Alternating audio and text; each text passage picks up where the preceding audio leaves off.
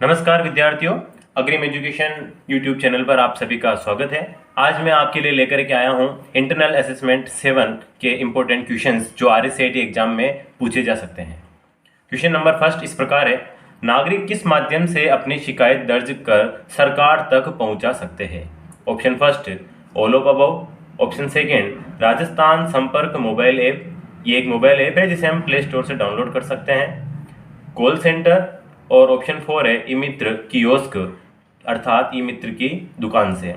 तो इसका right answer है ऑल ऑफ अबव। जी हाँ, नागरिक यानी कि जो जनता है वो निम्न माध्यम से अपनी शिकायत दर्ज करा सकती है। क्वेश्चन नंबर सेकंड, निम्न में से क्या ई गवर्नेंस आधारित सेवाओं के लाभ है? ई गवर्नेंस का मतलब होता है इलेक्ट्रॉनिक गवर्नेंस, यानी कि सरकार की जो सेवाएं हमें इंटरनेट के माध्यम से उपलब्ध होती है उन सेवाओं को ई गवर्नेंस सेवाएं कहा जाता है। अगर हमें ई गवर्नेंस सेवाएं आज मिल रही है तो उसके हमें निम्न में से क्या लाभ है? पहला ऑप्शन है स्पीड, दूसरा ऑप्शन है अकाउंटेबिलिटी अर्थात जवाबदेही, तीसरा ऑप्शन है ट्रांसपेरेंसी अर्थात पारदर्शिता, और चौथा ऑप्शन है ऑल ऑफ अबव मीन्स उपरोक्त सभी। तो इसका राइट आंसर है उपरोक्त सभी। मैं एक बार और इसको एक्सप्लेन करना चाहूँगा।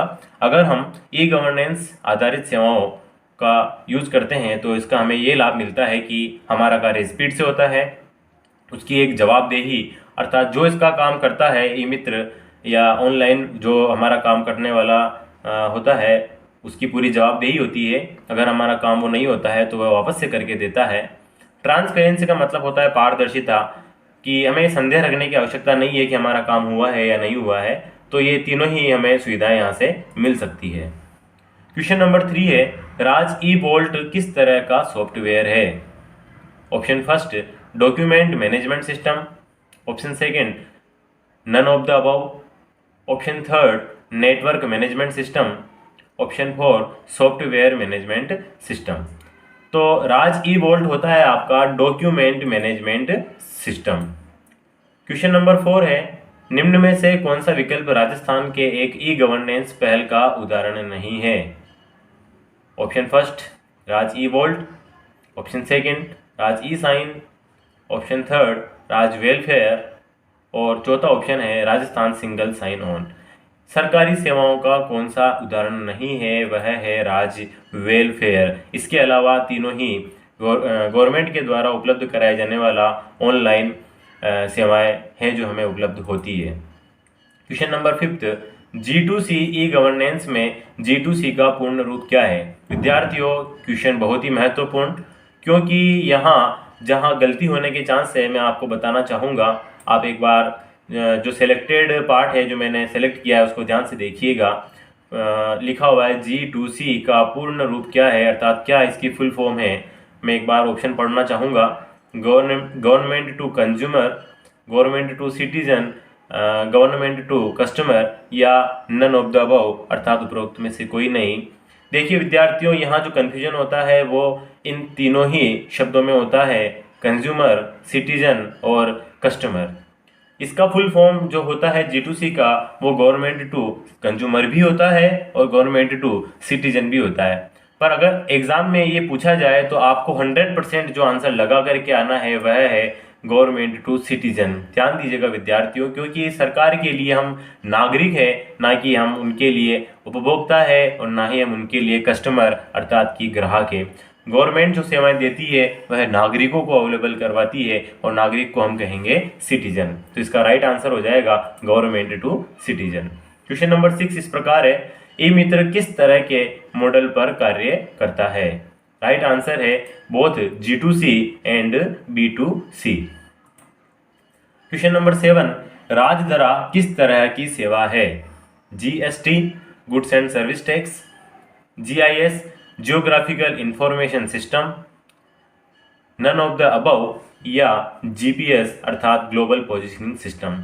वैसे इसका राइट आंसर जो है वह है GIS जियोग्राफिकल इंफॉर्मेशन सिस्टम। मैं यहाँ लेकिन कुछ महत्वपूर्ण बिंदु है जो आपके साथ डिस्कस करना चाहूँगा, और वह है जीएसटी का जो फुल फॉर्म होता है वह एग्जाम में पूछा जाए तो आपको बताना है goods and service tax. GIS की फुल फॉर्म अगर आपको पूछी जाए तो आपको बताना है जियोग्राफिकल इंफॉर्मेशन सिस्टम। और अगर जीपीएस का फुल फॉर्म अगर आपको पूछा जाए तो बताना है global positioning system. Question number 8 आपके सामने G2C ई गवर्नेंस का उदाहरण निम्न में से है। ऑप्शन फर्स्ट है Amazon online marketplace, option second mobile recharge, option third DTH recharge और option fourth lease of residential land. Right answer जो है वो है lease of residential land. Question number 9 EPDS का पूर्ण रूप क्या है। विद्यार्थियों आपको यहाँ ध्यान देना है, ईपीडीएस जो होता है कई बार आरएसएटी पेपर में पूछा गया प्रश्न है। इसका फुल फॉर्म आपको जरूर याद रखना है। इसका फुल फॉर्म होता है पब्लिक डिस्ट्रीब्यूशन सिस्टम।